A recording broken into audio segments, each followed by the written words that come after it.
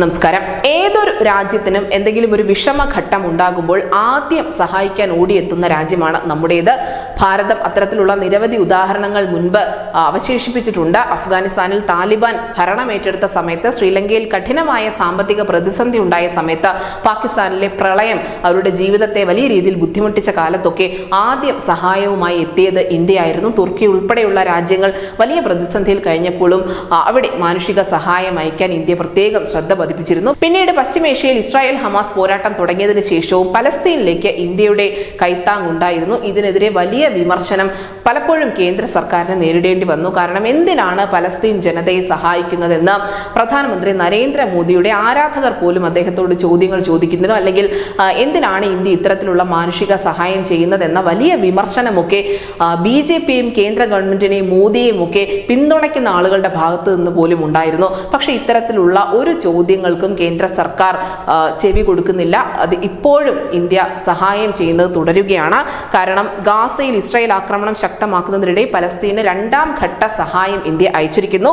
32 ton സഹായവുമായി Indian വ്യോമസേനയുടെ രണ്ടാമത്തെ C17 വിമാനം ഈജിപ്തിലെ എൽ അരിഷ് വിമാനത്താവളത്തിലേക്ക് പുറപ്പെട്ടു എന്ന് അറിയിച്ചിരിക്കുന്നത് നമ്മുടെ വിദേശകാര്യമന്ത്രി S ജയശങ്കർ തന്നെയാണ്.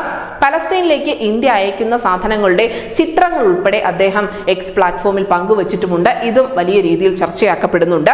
പലസ്തീനിലെ ജനങ്ങൾക്ക് തങ്ങൾ മാനുഷിക സഹായം നൽകുന്നത് തുടരും എന്നുകൂടി ജയശങ്കർ പറയുന്നുണ്ട്. നേരത്തെ ഒക്ടോബർ 22-നാണ് പലസ്തീനിലേക്ക് ആവശ്യമായ വൈദ്യസഹായവും ഉൾപ്പെടെയുള്ള കാര്യങ്ങൾ ഇന്ത്യ ചെയ്തു കൊടുത്തത്. ഈജിപ്തിന്റെ ഗാസ മുനമ്പിലെ അതിർത്തിയിലുള്ള റഫ ക്രോസിംഗിൽ നിന്നും ഏകദേശം 45 കിലോമീറ്റർ അകലെയാണ് ഈ എൽ അരിഷ് വിമാനത്താവളം. നിലവിൽ ഗാസയിലേക്കുള്ള മാനുഷിക സഹായത്തിന് ഏക കടമ്പ കൂടിയാണ് റഫ.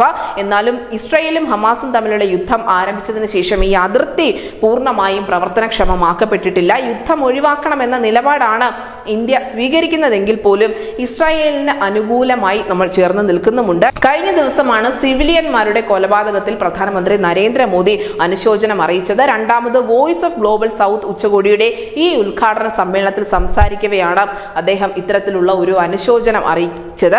ആക്രമണത്തിനും ഭീകരതയ്ക്കും എതിരായ അചഞ്ചലമായ നിലപാട് തന്നെയാണ് ഇന്ത്യ സ്വീകരിക്കുന്നത് എന്നും ഇരു രാജ്യങ്ങളും സംയമനം പാലിക്കേണ്ടതിന്റെ പരിഹാര മാർഗങ്ങൾ അല്ലെങ്കിൽ അത്തരത്തിലുള്ള ചർച്ചകൾക്ക് കൂടുതൽ മുൻഗണന നൽകേണ്ട സമയം അതിക്രമിച്ചിരിക്കുന്നു എന്നുകൂടി പ്രധാനമന്ത്രി പറഞ്ഞിരുന്നു. അതേസമയം വിജയം കാണും വരെ യുദ്ധം തുടരുമെന്ന നിലപാടിൽ നിന്നും ഇസ്രായേൽ പ്രധാനമന്ത്രി ബെഞ്ചമിൻ നെതന്യാഹുവോ വ്യതിചലിച്ചിട്ടില്ല.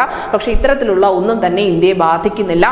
പലസ്തീൻ ഒരു പരമാധികാര രാജ്യമാവണമെന്ന പഴയ നയം തന്നെ നമ്മൾ തുടരുമ്പോഴും ഇസ്രായേലിനൊപ്പം നിൽക്കുന്നുണ്ട്. കാരണം ഇസ്രായേൽ ഇപ്പോൾ നടത്തുന്നത് പ്രത്യാക്രമണമാണ് എന്ന തരത്തിലുള്ള വ്യാഖ്യാനം കൂടി ഇന്ത്യക്കുണ്ട്. ഇതൊന്നും പക്ഷേ പലസ്തീനിലുള്ള സാധാരണക്കാരായ ജനങ്ങൾക്ക് ഒരു മാനുഷിക സഹായം എത്തിക്കുന്നതിൽ നിന്നും ഇന്ത്യയെ ഒരിക്കലും പിന്നോട്ടടിക്കുന്നില്ല. News desk news India Malayalam.